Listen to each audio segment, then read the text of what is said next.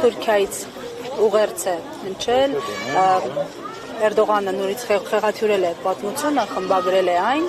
եւ իրադարձությունները կապել մասնավորապես առաջին աշխարհամարտում տեղի ունեցած ապստամբությունների հետ, այսինքն ասած ինչպես շտկել իրավիճակը, եթե տեսնում ենք, որ իշխանություններն էլ կարծեք այս նույն օրակարգին Հայաստանի իշխանությունները մաս են դառնում իրենց տեղ-տեղ լռությամբ, անգործությամբ եւ տեղ-տեղ անատամ հայտարարություններով։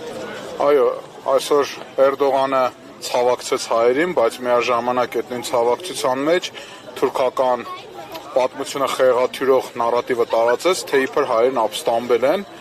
այն դեպքում, երբ որ ցեղասպանագետները եւ հայոց պատմություն ուսումնասիրող անձիկ վաղուց են նկատել, որ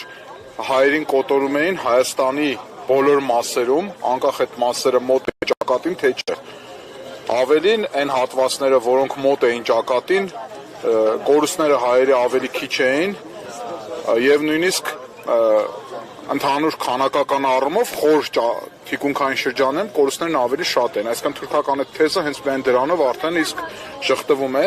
գաղտնիք չէ Էրդողանի քաղաքականությունը պան-թուրքական, պան-օսմանիզմի նույնիսկ նեո-օսմանիզմի քաղաքականությունն է առաջ տանում, գաղտնիքը հետեւյալում է, մենք կարող ենք հավերժ այսպես ծաղիկներով գալ եւ իրոք պետք է գանք, բայց պետք է մենք հզոր պետություն եւ պետականություն ունենանք, երբեք կրկին չի լինի սկզբունքով, ինչպես հրեաներն ունեն։